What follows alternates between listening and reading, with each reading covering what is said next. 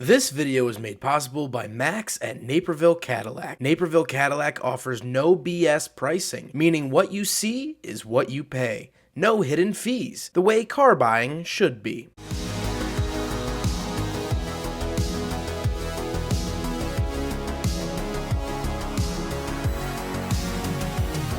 Alright, what's up guys? My name is Zach and today I am driving a 2001 Mercedes SLK 320. Up front is a 3.2 liter V6 and down below is a 5-speed automatic transmission. Now I am super excited to be driving this here SLK for a couple of reasons. First of all, I like bringing older Mercedes to you guys. I feel like I don't do it enough here on the channel. But second reason is the fact that I've never done an SLK. However, I've done its sibling, sadly, the Chrysler Crossfire. So we'll be comparing those cars a little bit today, more so suffering through the memory of it. But before we get on to anything else, I have a website, zackpraedel.com, where you can buy stickers like this retro sticker pack or big friggin' bottle sticker, both with free shipping. You could also submit your own vehicle to be reviewed by me through a quick and easy submission form. And you could read my behind the scenes blog to see what I'm filming before it comes out on the channel. But let's get back to that 3.2 liter V6. Well, it makes 215 horsepower. However, there was an AMG version that made 349. So if 215 doesn't quite cut the mustard for you, you can hop up to the AMG. And from what I've been told, now I've never owned one of these personally, but from what I've been told, they are decently reliable, pretty stout engines. We are out here on the test track. I guess I'll lower the window for you a little bit.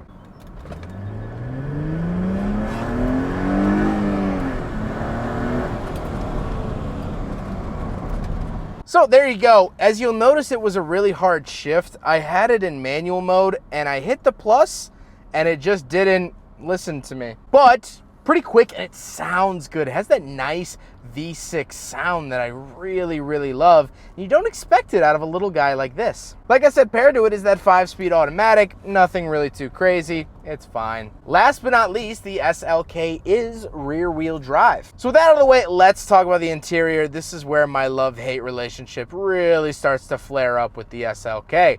Well, in front of me, I have 3 separate gauges. Off to the left, I have my coolant temperature and fuel, as well as outside temperature. In the center, I get my speedometer, and on the right, I have my tachometer and clock. I like these gauges.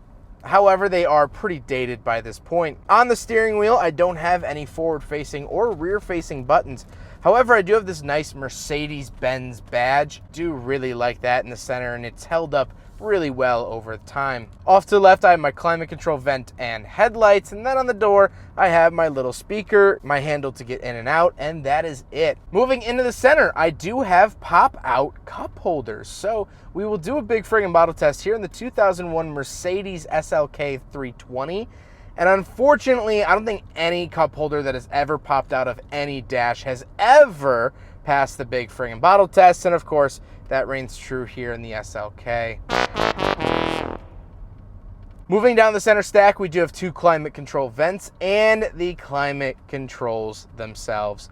Couple of things that really bother me here. First of all, these are the Chrysler Crossfire controls. Now I know the Chrysler Crossfire takes from the SLK. The SLK was the original, the Crossfire is the copy and platform mate, but it just gives me PTSD. It's like if you've ever bitten down on something that you know is chewy, like Jell-O or mac and cheese, and then there's a crunch, it's that sort of feeling. It's just ruined these cars for me forever. The other thing that really bothers me about the climate controls is that the fan speed is 1, 2, 3, 4, 5. That's fine. But there's clicks in between, so I can set the fan speed to 2.5, or 3, or 3.5, or 4, or 4.5. That's just weird. Down below that, I do have my very typical Mercedes radio. They use this all throughout the 90s and into, obviously, the 2000s.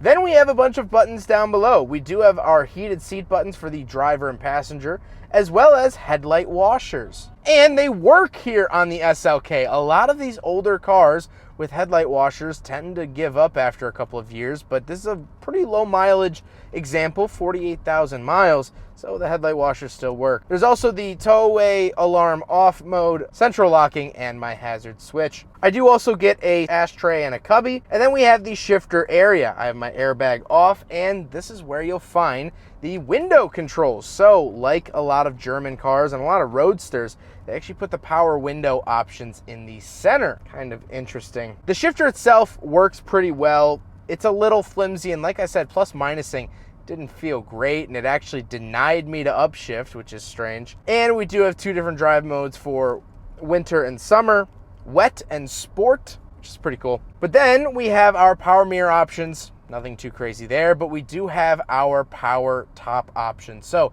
this is a power hard top convertible, which is fantastic. I love the look of it up, but let's put it down. Let's see the top operation. I know you guys, as well as me, I love watching all of the mechanisms and gears and gizmos that go into a convertible top. So watching videos like this is always semi-satisfying, or fully satisfying to say the least. Like I said, I really like the power hard top.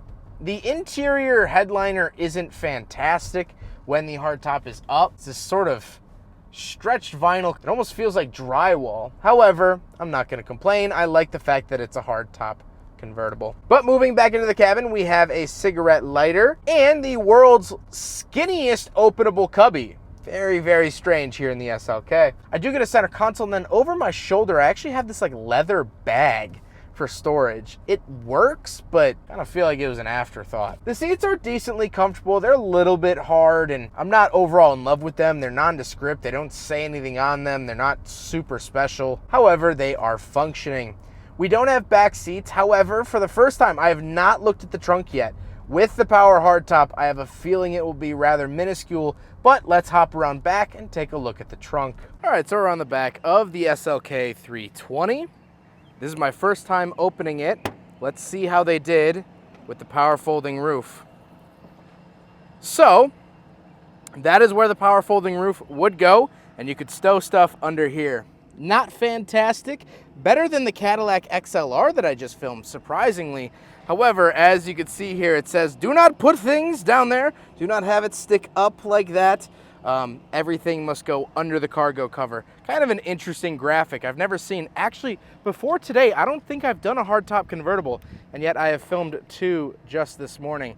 So kind of interesting. This retains a lot more trunk space than you would think, which is still not a lot. Now we gotta talk about the looks, and I really do like the SLK. I like its little tiny size. I like how well it's proportioned way better than the Crossfire. And overall, it's just really, really nice. And the proportions make sense because the name SLK actually comes from the German translation of Sporty Light Compact, which I think they hit the nail on the head for naming and styling. But now let's get to my final thoughts. What do I think finally driving an SLK? Well, two things come to my mind, and they're not great. First of all, I wish I was driving the AMG version. I'd be very curious.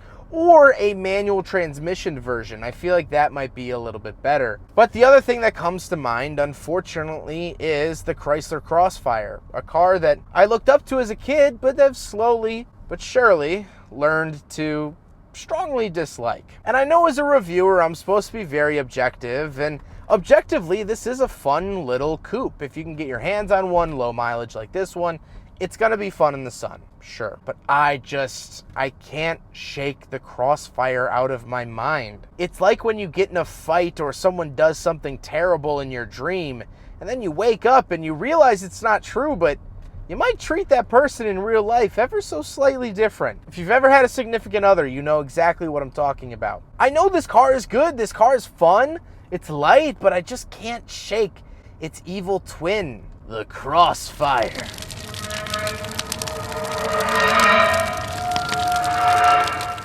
And so unfortunately, Chrysler has not only ruined themselves, they've ruined this great car for me. Chrysler crappiness has now bled into a Mercedes. And that's not fair. This car doesn't deserve that. I like it. I really do like the SLK, but it's just, for personal reasons, I just can't love it. I just can't love it. I've been ruined. This job, this YouTube career has ruined me.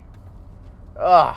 I hope you guys enjoyed the video. Huge thank you to Max from Cadillac in Naperville. If you want to buy this SLK or any other luxury vehicle, whether that be a Cadillac or any other manufacturer, Cadillac in Naperville is fantastic. Go talk to my friend Max. He's been great. We've been working together for a very long time. He's very, very knowledgeable about vehicles like this and, of course, the Cadillac products. So if you have any questions, shoot him an email. I'm sure he'll be able to answer them. But I hope you guys enjoyed the video. Don't forget to rate the video, comment on the video, and subscribe if you really liked it. Take care, guys.